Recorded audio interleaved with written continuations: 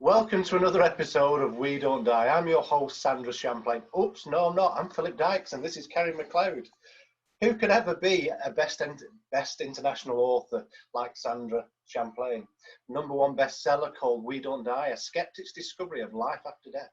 Today, we've got a wonderful young person that we're going to interview. Never been interviewed before on We Don't Die. Someone that's brought much healing across the world, afterlife and research across the world, #1 in seminars across the world, Miss Sandra Champlain. Hello. Hello, Sandra. You guys are too funny.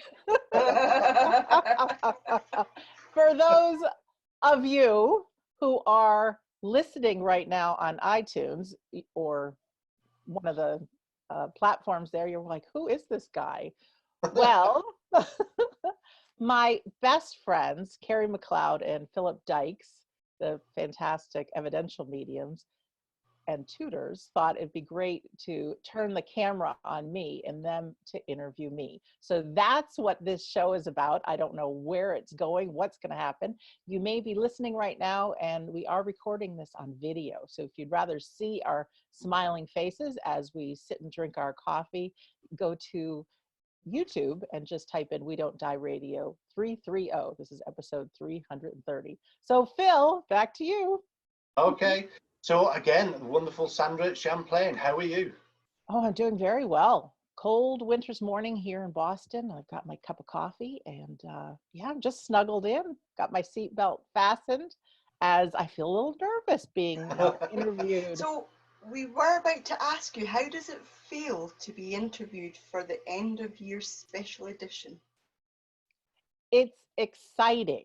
I think it's easy for us people to think about what we still have coming up on our plate, things we want to do, and we don't often take time to look back to see what we've done in the past. So I'm excited to share how life has been this past year. And you know, one of the biggest things I have to say to you both is, through everything I've done, I've got the biggest gift of them all, and that's having you guys as two of my best friends. So I'm thrilled about that. Thank you. Wow. I was touched. I'm lost for words now. That really has hit me. So how does it feel? What's your year been like? It's been amazing. You know, I was thinking about it as I was getting ready. A year ago, I must have been January, I took an online course about how I'd like my 2019 to go. And I haven't picked up the papers to review it, but I'm really want to acknowledge that some of those things I wrote down really have happened. This has been the first year for We Don't Die conferences. You guys were at all of them with me. We did one in February in Boston, and one end of March, beginning of April in Orlando, and then another one in August in Orlando. And it's one thing, and I know this from many years of setting New Year's resolutions, to say that I'll do things, but it's a whole nother thing to actually have them complete. So it's looking back and going, oh my gosh, like I said it, this were going to happen, and they did. And that's pretty great, because in that, not just do we have ourselves as friends, but we've brought several hundred people along with us live.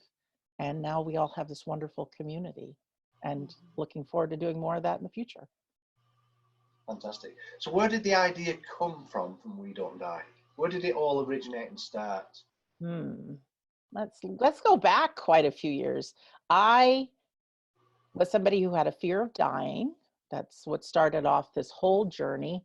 Never had a strong spiritual faith. I grew up Roman Catholic, went to Catholic school. Never really bought into religion though. And with this fear of dying, it had me just go on a journey to find something that will rest my fears. Never thinking I would find what I did. And the subtitle of the book is A Skeptic's Discovery of Life After Death, because I wasn't just skeptical about the possibility of the afterlife, I kind of knew that it wasn't possible, and the whole world of mediums and psychics and angels and all those things, was just in this airy fairy world that didn't exist.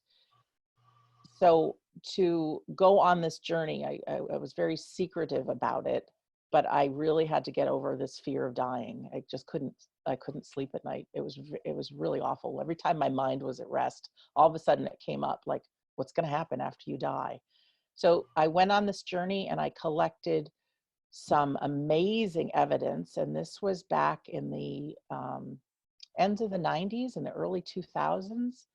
And there was a part of me that said, someday I'm going to tell people about this. I know I'm not smart enough to write a book, but if I ever wrote a book, the title's going to be We Don't Die. And that seed had been planted in me since the beginning.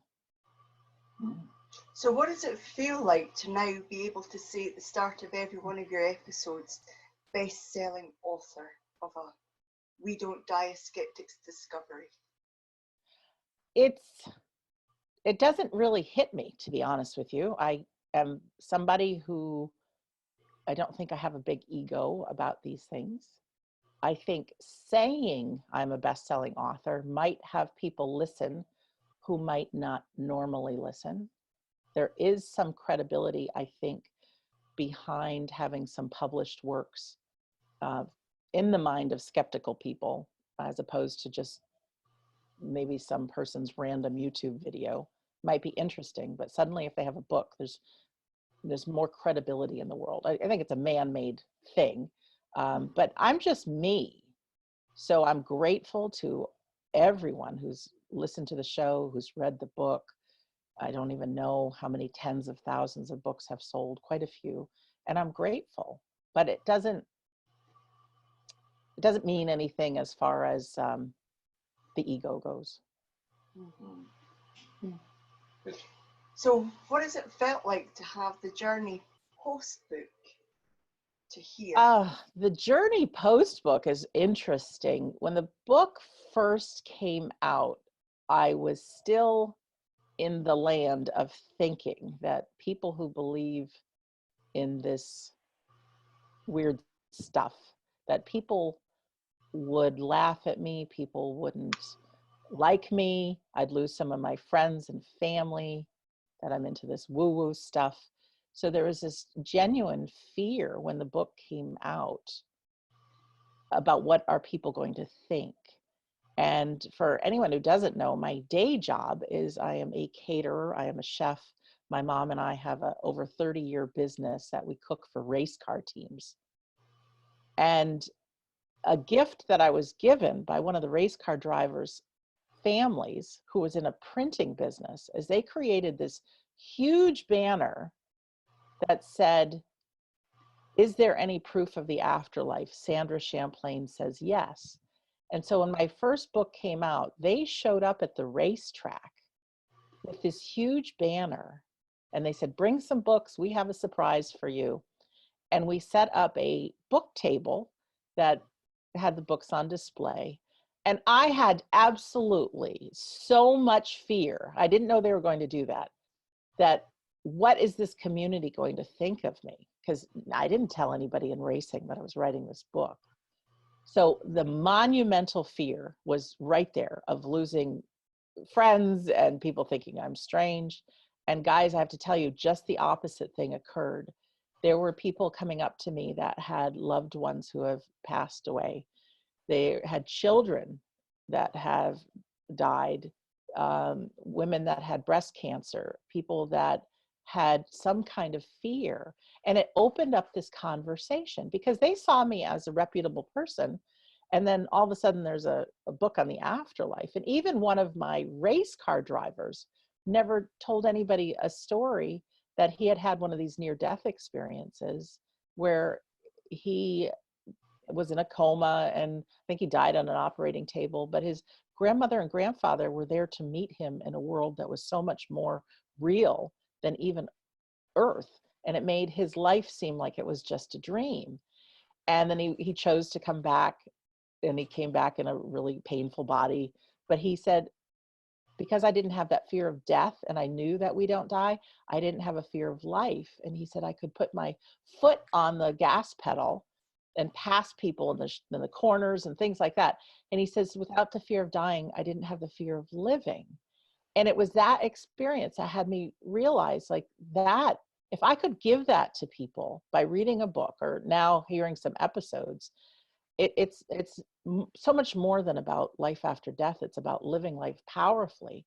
And so as time went on since writing the book, this fear of sharing it totally diminished. Now, there's still some people that give me a weird look. Don't get me wrong. I could be on an airplane, and when people say, "Oh, why are you traveling?" and this is business or pleasure, and what do you do for a living? And now I tell people I'm an author, and then of course they're going to say, "Well, what'd you write?"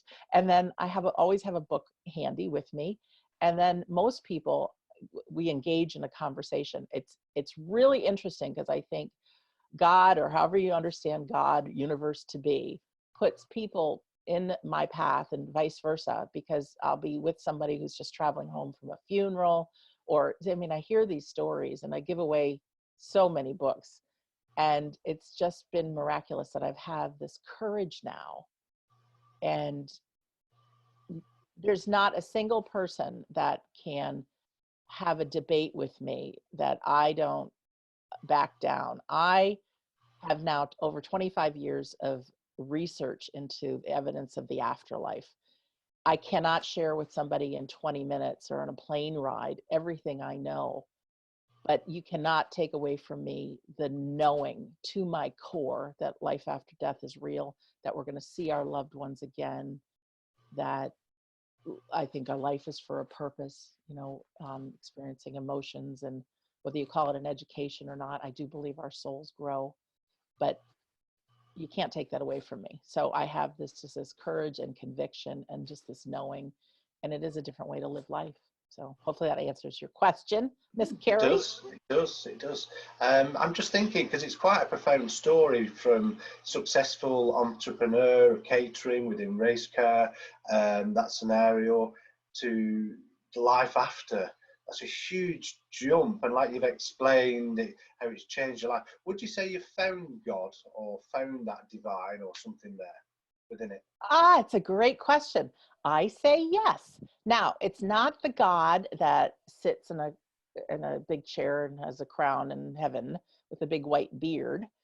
It is, although I do believe in God, it more so than just like this inner thing that we all have inside of us. So there is prayer that has come about in the last many years that wasn't there before. And it is praying to a being, a source of it all.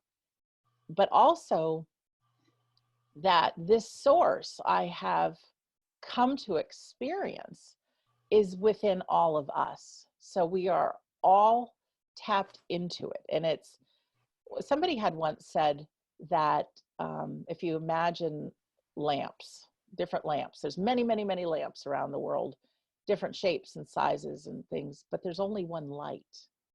So like different religions and things may have a different lamp, but that light remains the same. And I have experienced miracles myself, and whether it's through power of gratitude or different experiments I've done or prayers that I've done. And so I do believe that this spark, this divinity is within all of us. And how would you say that's changed who you are? How it's changed who I am? Great question. Living life in the past, I would feel like I was on a ride called life, if we're going to put it that way. So I was a passenger, and life was happening to me. With this information, and I think a lot of it too is training. I've done a lot of transformational courses. I've done a lot of reading about being human. But I live now when I can remember it, because now I still am human and wake up to some bad days and negative thoughts and things like that. But when I can remember it, which is more often than not, I believe and live my life like I'm responsible for all of it. And whether that's true or not, because I know some bad things happen in people's lives, in the moment, it can really empower me. So, for instance, if I'm driving down a road and there's a tree in the middle of the road, and that prevents me from getting to my destination on time, and I love being on time, I can get ticked off and angry and upset, or I can say, hey, Sandra, you chose this road when there are plenty of other roads you could have taken.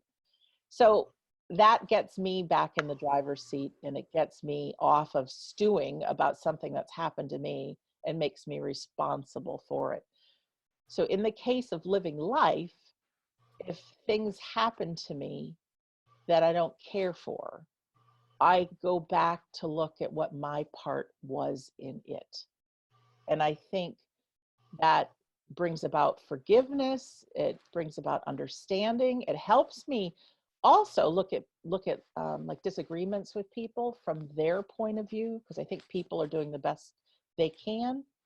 But I think ultimately I realize, and this is what I'm taking on for me, no one has to do this for themselves, that my life is, and what I learn is for me. And so that final moment that I close my eyes for this last time and awaken in the spirit world, like I want to look back and say, I went after my dreams. I worked through my fears. I was courageous when I needed to be.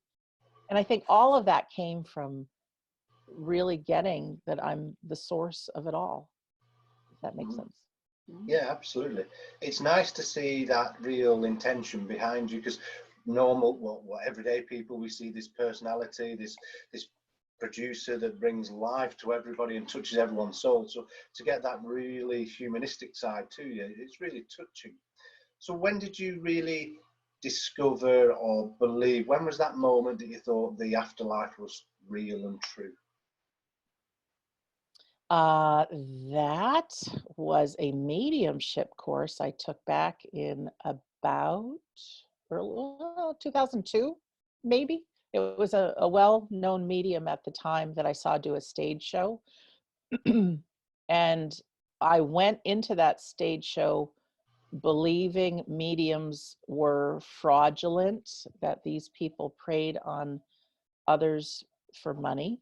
That was my theory of mediums. And I know you guys are fantastic evidential mediums, but I'm sure you come across that with people. And I saw this woman give really detailed evidence for other people in the audience that was so specific, it made people cry. And it was not vague, it was really specific information. And I realized the price of the ticket was just next to nothing. She wasn't trying to sell us any book or anything. And I thought maybe there really could be something to this. So I very secretly flew to California and took a weekend course on mediumship with this woman. And she made the bold claim, as if you're in this course, you are a medium, and I'll show you. Now, I show up in California back in the day and didn't fit the mold for the people that were in the room with me. They were wearing these airy fairy angel gowns, right? And I had my khakis on and my polo shirt. And I had just so much fear. It was under 20 people there. And one of the first things that she said is she had described that the people in the spirit world, they're people. And you guys know that and say that. They're not balls of energy. They're not balls of light. They are human beings. And she said, I want to just demonstrate how you'll be doing these readings. And then she said, we're not really going to do a reading right now, but I want you to use the power of your imagination. And she says, everybody take a partner. And this was just like an off the cuff exercise. And she said, and I didn't know anybody in the room. And she said, I want you to just close your eyes. And she says, I just want you to imagine you're just in this bubble of love. And invent that there's a person standing behind your partner. Just invent it. And then just start making up a story and tell them who it is. There might be a message. You might know how they died. You might see different characteristics about them. So I went first, again, because I wasn't having to be a medium. I'm a chef. I'm very creative. I thought I can invent someone. So with my eyes closed, talking to this perfect stranger, I said, I see a man standing behind you. And my imagination put in that he was blonde hair, blue eyes, that he had a big gap in his front, between his front teeth. His name was Jan. He died of lung cancer. He was from Denmark. I see a fishing boat in my mind. And, you know, I'm just telling this story. And I said, and he never told your mom that he loved her. And he had, you know, wants you to give the message. So guys, I opened my eyes, just ready to say, okay, it's your turn. And this beautiful woman is just crying. Her grandfather's name was Jan. He was a fisherman in Denmark. He died of lung cancer. He had blonde hair, blue eyes. He had the big gap in front of his teeth. He was a fisherman. And one of the stories she always heard from her mom is, you know, because her mom gave her extra love because her father never told her that he loved her. So where did that come from, right? So that's the thing that had me say, oh my gosh, there is something to this. And I wish I could tell you that the rest of the weekend I was doing these great medium readings, but I wasn't. My fear kicked in. I thought, oh my gosh, how did that happen? And so there were times I did get some information correct, but I didn't leave there wanting to be a medium. I left there wanting to learn more about afterlife and what else is possible. But within me, I still had that fear. But that's the thing that had me go, this is real. Because if someone like me, who doesn't even believe in this, could give a loved one's information with so much accuracy, it was amazing. Oh, and I didn't tell you, that lady turned to me and was able to talk about my grandfather, and how he walked with his cane and his German Shepherd and like all these things. And I thought, you don't even know me. So it was cool. And some shared memories that we had. So that was great. So following your books, I know your book gives a lot of information about your story and your journey. Post-book, what are your biggest aha moments that have really signed the deal for you that there's life after death? Oh, there's a few of them. Right after my dad died, that was 2010, I went to see a medium who was also a spirit artist. And she not only gave me an incredible evidential reading, but she drew a picture of my dad, what he looked like when he was in the Air Force. And she was so cute because she says it's almost like my dad took her hand and was doing some of the drawing and having fun with it. But she gave me some contacts and some very personal conversation I had with my dad before he passed. That's just not a soul alive that could have known that.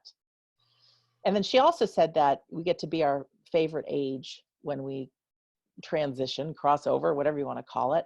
And so one of the great things too is there's scientist Sonia Rinaldi, who's down there in Brazil, and she does some amazing photographs of people in the afterlife, filming like energy or static, or she's always doing something. But there was a time where she kept sending me pictures of unknown people that she's captured through her work. And I would post them in my Facebook page, and some people would say, that's my daughter, that's my son. Well, this young man kept coming through that just resembled what my dad looked like in the Air Force. And I talked to the unseen world and I said, Dad, if this is you trying to come through, I said, I need a clearer picture. Because I said, my heart wants to believe it, but I'm just not convinced. And so when I got another batch of these unknown people, there was a picture of my dad that looked very, very close to what he looked like in the Air Force. And it's not the exact same picture I have of him. It's similar, but it's like my heart knew that that's my dad. And since then, there's also been another picture that has come through. And then in the original picture, there was another fellow that was also in the photograph. And my aunt recognized him as her uncle. and who was best friends with my dad. So that's just one of those things that moves you from a knowing to, oh, even a deeper knowing. And then there's a world called physical mediumship Mm-hmm. and trance mediumship, which I am extremely passionate about now. And these are things, though, for the skeptical mind. It's kind of one of those journeys that you have to go on for yourself, because in the physical mediumship realm, we sit in a circle of people in a dark, pitch black room, and voices of people can come alive again. There are things that float in the air. You can be touched by a spirit person. And it sounds totally way out there. But it's fascinating to me. And I have witnessed loved ones being able to talk to their people again. In fact, at our We Don't Die conferences, it happened twice now that either the two of you or one of the other mediums we've had there would bring through a loved one through an evidential reading.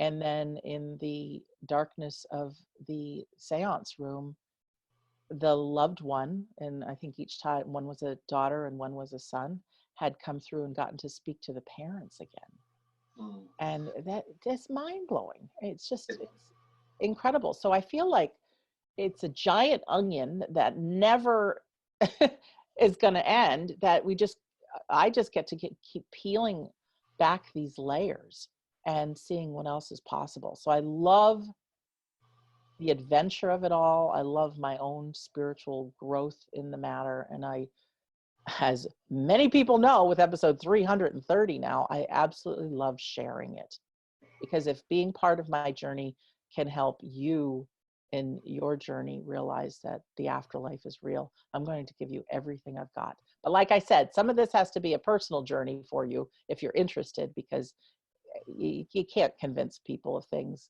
that they need to experience. True. Talking about convincing, you talked about physical mediumship there, and it was a seance with Scott Milligan. I received a contact, and the information was given in that contact that only me and my father knew, and it reduced me to tears, a real mess I was, sort of thing, but the evidence was incredible. Never have I been given such information like that, that was not known, publicly known. We don't have anything on Facebook, but it all came through, and it was incredible. How did you meet Scott? It's such a funny story. I think, right, that I am in control of my life, whereas I think the spirit world has this plan, and it's pretty amusing, you know? Like, let's put her there. She's going to think this was her idea. Years ago, I took a course in electronic voice phenomena, and that's recording sounds of background noise, or white noise they call it, and having voices appear. So part of that course, I did receive an unbelievable EVP, electronic voice phenomena message, where I'll just tell you this story quickly. I was recording the sound of raindrops in a cabin alone, and I really believed that the afterlife was real now, but it was that tipping point where, do I share this with other people? And so I said to the unseen world, picturing my grandmother, grandfather, aunt, and uncle by the foot of my bed, I said, if you guys are real and I'm supposed to tell people about it, I said, I need you to speak very loud, and then I'll say good night.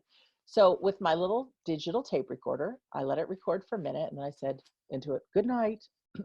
So then I put the headphones on and I listened. And 2/3 the way through, I just was filled with goosebumps, because on it, it says, good night, Sandra, in a man's voice. And then two women whisper, good night, good night. And then a male's voice, good night. And that did it. It's like, okay, I meant to share it with people. Of course, in that moment, I had this fear that I'm never alone, that, oh my gosh, are there people always watching me? And somebody wrote a book called Do Dead People Watch Me in the Shower? And I love that title, because I do believe that in the unseen world, they're up to things, but when we need them, they can be back with us in a moment. So the couple that had that course, Tom and Lisa Butler. They do a lot with electronic voice phenomena. They have the website atransc.org. So, and that's talking about instrumental transcommunication.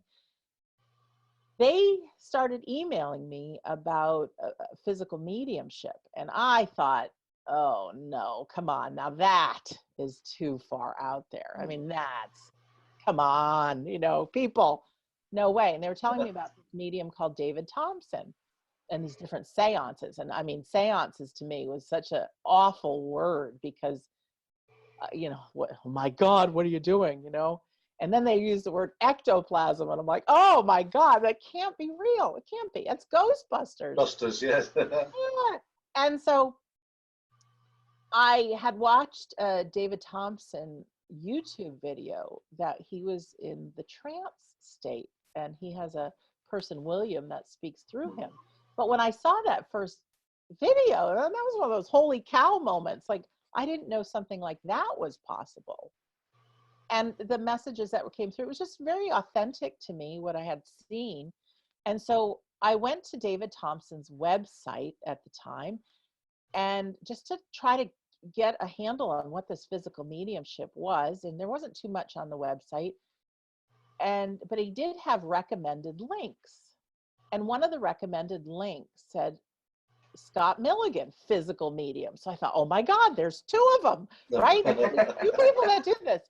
And so I go onto Facebook to see if I can find this Scott Milligan, and I did. And I pressed the button to ask for friendship on Facebook. Now, he didn't know who I was, but he said yes. And I thought, okay, great. Now I'm, again, thinking things happen in the dark and seances and ectoplasm. So I had a little fear going in. And because he said yes, I was able to see what he posted on his wall on Facebook. And the most current post was something called Voices of the Past at Banyan Retreat in the UK. And it said 99% full. And in that moment, I was going to be the last person to sign up, and I pressed register. And I had no idea what I was in for. I flew to Heathrow, took a car hire, taxi, an hour, 20 minutes, whatever it was, to this beautiful retreat center, met Nick and Stephen, who are the proprietors there, met Scott, met about, maybe there were 30 or 40 people there who were there for this 5-day retreat, this workshop on physical mediumship and afterlife things. And I, like, this new realm opened up for me. We were treated to 2 of these seances that weren't at all scary, which I had anticipated they would be, filled with love, filled with inspiration, reconnections with people. Eileen Davies was there, and she's a fantastic trance medium and evidential medium. Jan Dayton was there, who's now in the spirit world herself, and Nick and Stephen. It was just so magical. And in that moment, I thought, I got to let people know that this is real. I do. And there are very few physical mediums that are practicing right now. And I'm not 100% sure that they're all authentic. I think physical mediumship was big. You guys know this, 150 years ago, 100 years ago. And through so many wars and so much death, there were a lot of people that preyed on the bereaved. Right. And I think the world of physical mediumship kind of died out. And maybe it didn't die out, but it stayed behind closed doors, people being together with their home circles, not really talking about it too much. And the world of evidential mediumship, I think, was born. But I just thought, I need to get this out. And so Scott and I kept going to all the events at Banyan Retreat. And I thought, this guy doesn't know me, but he's going to someday. But we need to let people know the reality about this, and even so much that we've all discovered how to sit in the power and work with our own spirit team and get stronger spiritually and have that connection for ourselves to the eternal, or the God force within. But I was not going to give up. And it happened maybe 2 years after I met Scott that I got to interview him. And he's become our most popular guest on the show. I think I've interviewed him 6 or 7 times because his stories are always so fantastic. And as you guys know, that he and his partner Darren are now our closest friends. We travel together. We have these workshops together. And I wouldn't trade it in for the world. Absolutely. And was it Banyan that we met? It sure was. It was over alcohol. Oh, water. It was definitely water. I remember it. Yeah, we were just sitting around after the Holiday Inn across the street, talking about what we are and who we are. And I got to talk to Phil, who was one of the tutors there, and look at beautiful Kerry and who are you? And that was just 1 year ago. And look what we've created. It's been an incredible year. It really has. So if you were to be able to imagine, in an ideal world, what the next 10 years might hold for you, what might it be? That's a good question. I had once taken a course and we all had to create what was called an impossible promise, something that would give us life. Because if we have something that we have our eyes set on, it seems like our problems can fade away. So people were taking on homelessness, ending homelessness in the world. Again, it's impossible because it probably will never happen, but it's something you give your life for. People were taking on cleaning up the waters of the world. And at that time, I just started looking like I didn't know what my promise would be, but I was really interested in this afterlife thing. So I made this bold promise: by the year 2028, all people of the world will know that we don't die, that they're special, that their lives are for a purpose. And there was more to it than that, but just that people would embrace the reality of the afterlife, and that would give them power to live life, knowing that they're never alone, their loved ones are still around them, cheering them on. And even though I created that back in the early 2000s and put it away in a drawer somewhere, I'm looking at it like I declared it. And what is the future going to be? And I see that there is going to be a tipping point in this world. And no ego attached to this, but myself joining up with some other great afterlife organizations are going to work hand in hand to get the best evidence of the afterlife to people, the best mediums. So part of the 10-year plan is most immediately to do more interviews, to get more of these events that people can travel to, more people getting together. It is to have support. I don't want to call them support groups because it's not really support. Let's call them love groups, that people who believe in the afterlife get to actually meet up in their hometowns over coffee and talk about this and learn more together. Eventually, schools will be talking about this because it'll become just a regular conversation.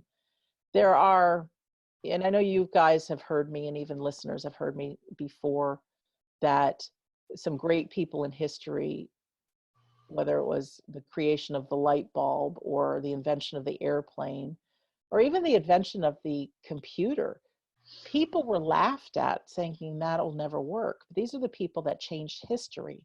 So I do believe in the next 10 years, between myself joining forces with other great people in the world of the afterlife, that we're going to cause this tipping point, that people will know that we don't die.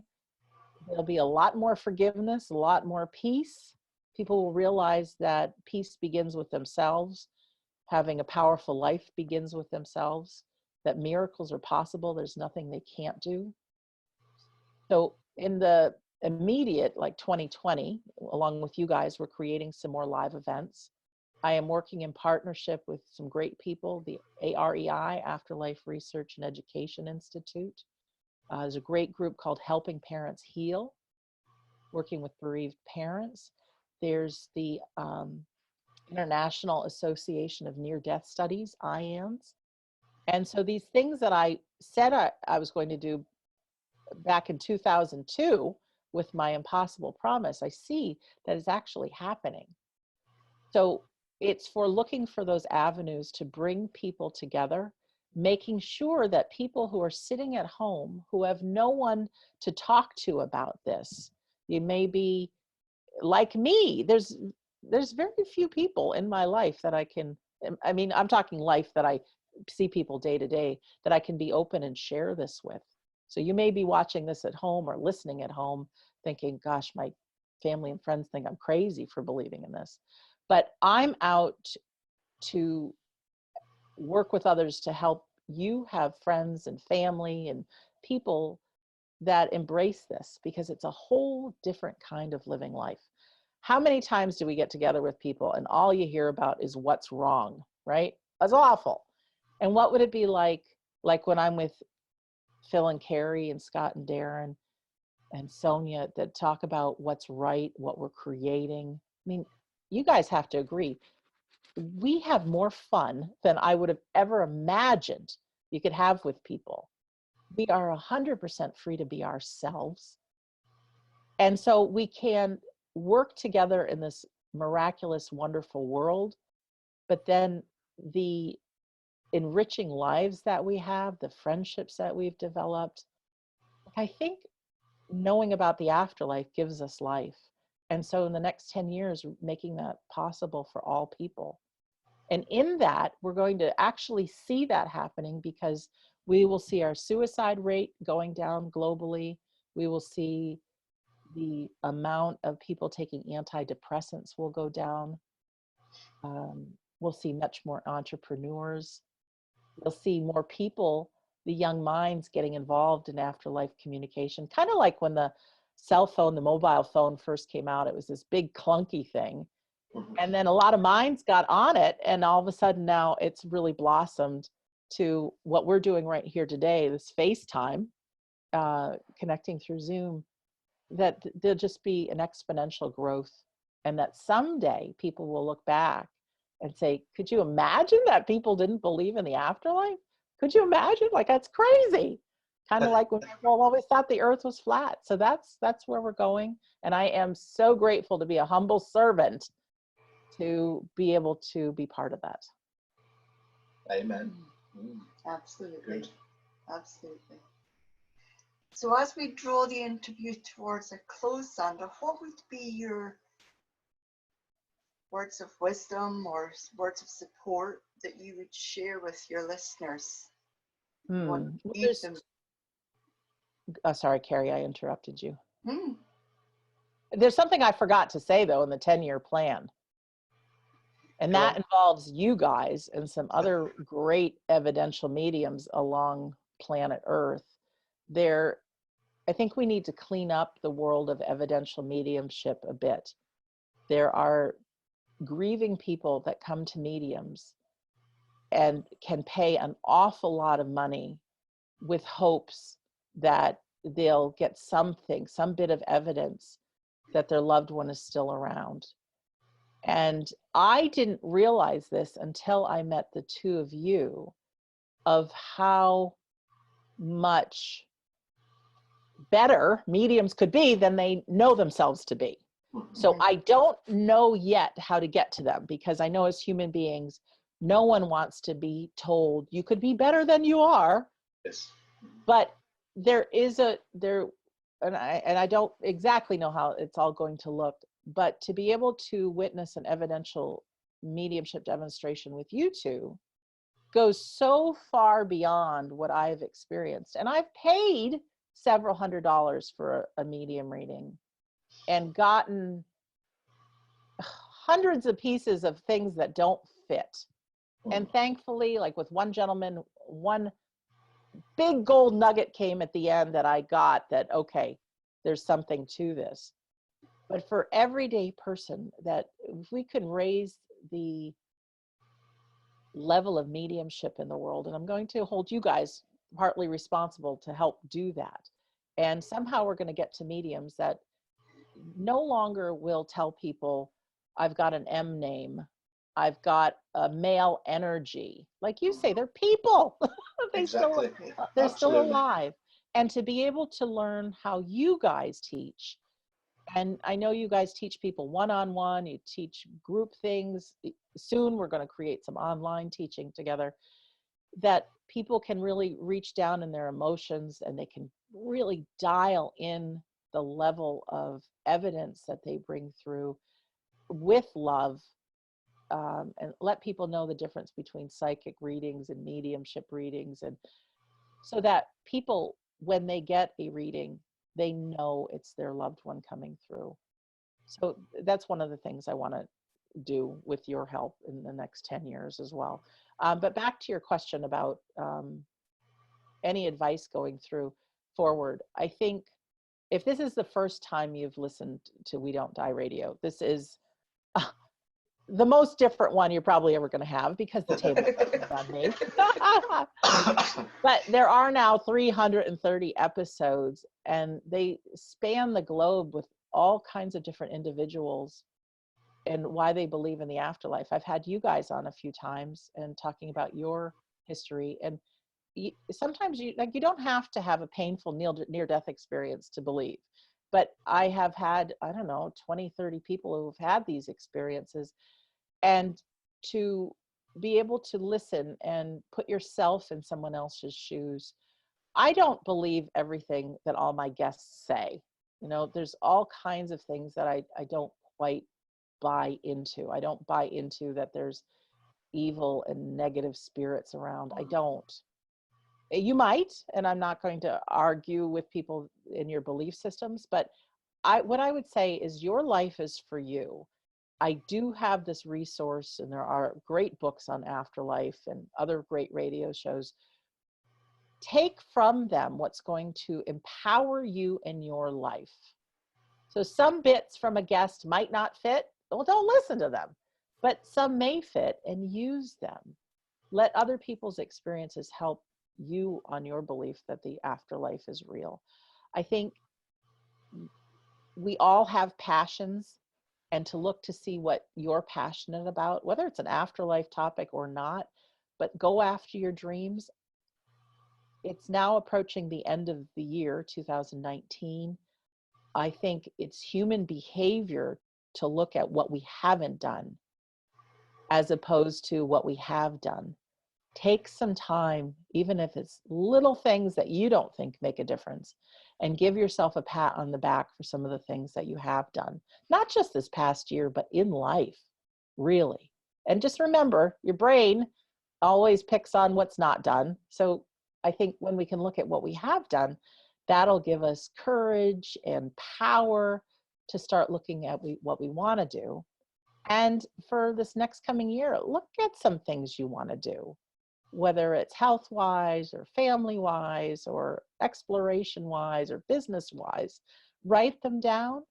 And by power, I think of verbalizing and writing things down, there's clarity. Take a little action when you can, because that action makes the dreams come true. But I say, don't be so hard on yourself. You are at the perfect place at the perfect time.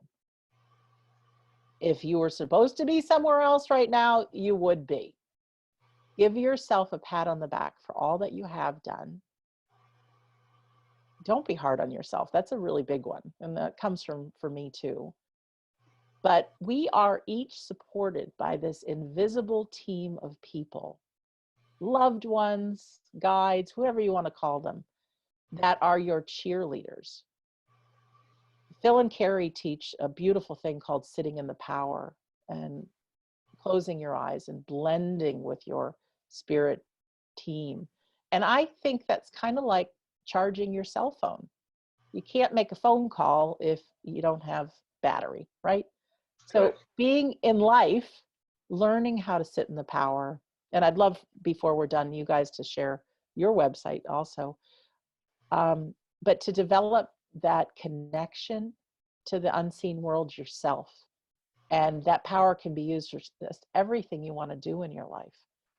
And I say, as hard as it may be, look at some of your fears, be courageous, try some new things. And I know we'll probably all have regrets when we close our eyes for this last time, whenever that may be.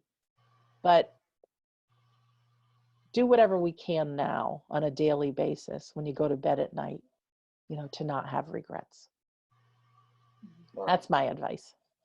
Perfectly put. And I think part of what draws people to you, Sandra, is that who you are here is genuinely who you are in person. How many people meet you and say, oh my goodness, you're just like how you are on your videos and your radio stations. So it's testament to you being authentically you. I think that's part of what draws people to you.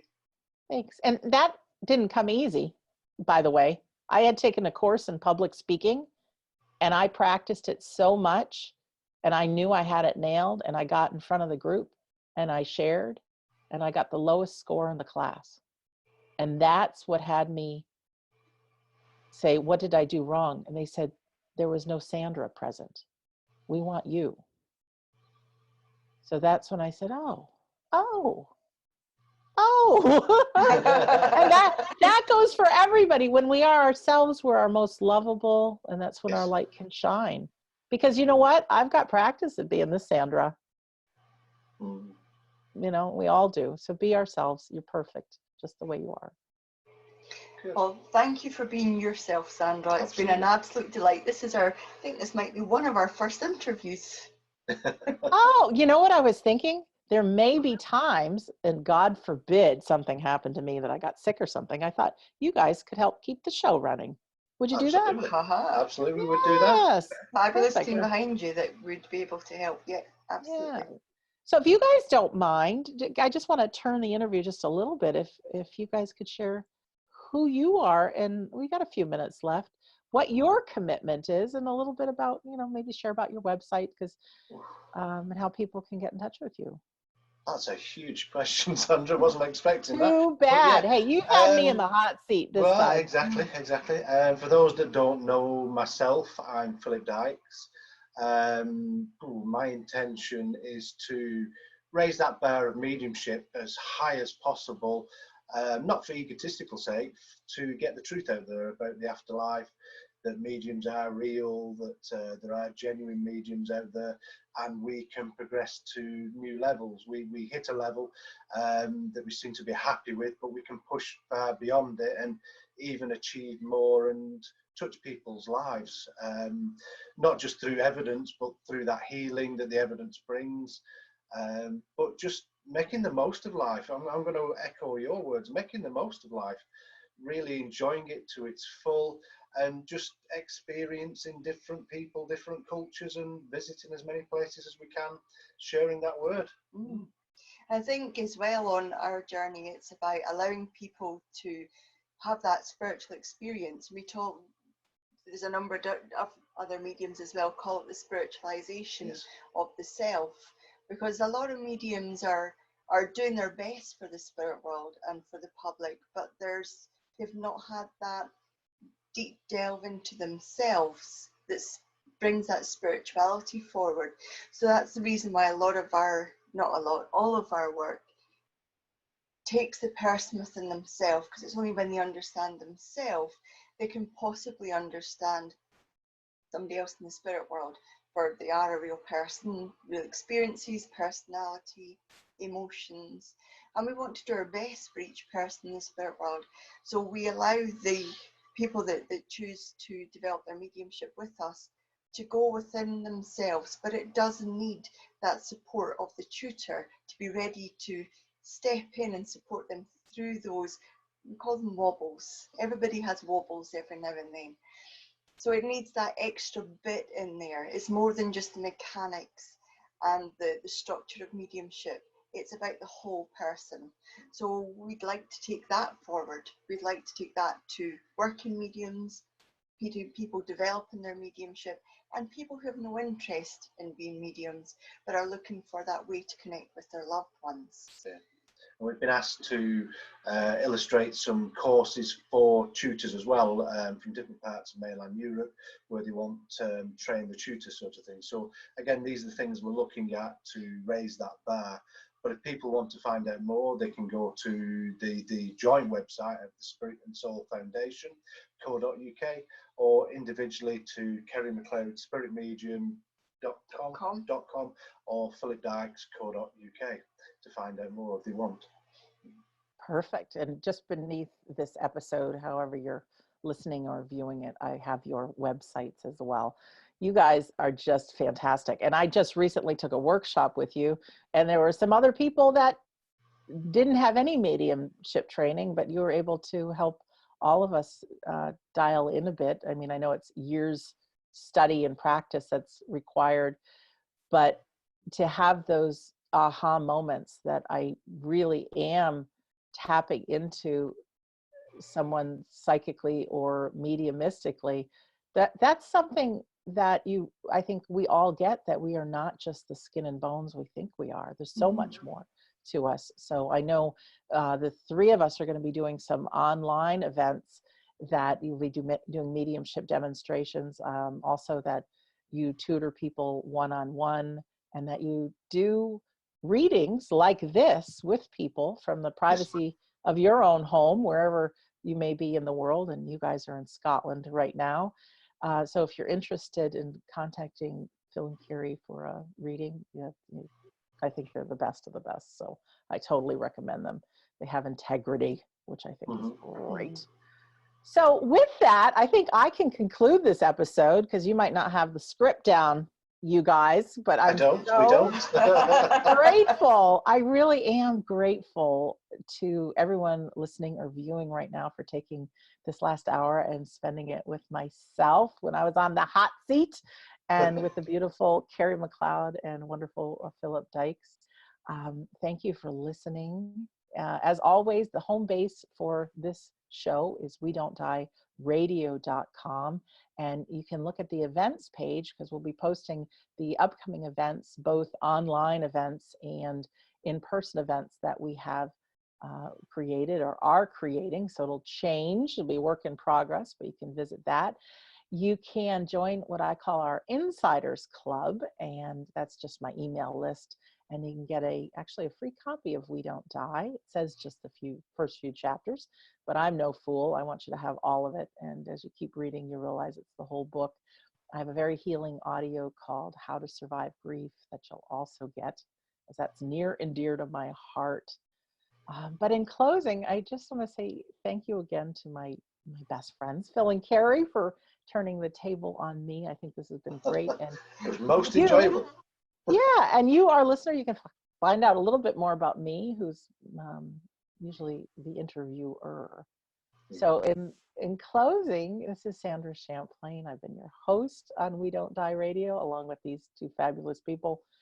I do believe that the life is an education for the soul, that your life here is important. And maybe just leave this episode today giving yourself a little pat on the back. You're special. You're one of a kind. No one has been through the things you've been through.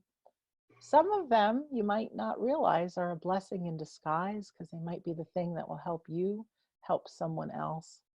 But give yourself a little credit. Know that the human mind can be a dastardly thing sometimes, and looking for what's undone as opposed to what's done.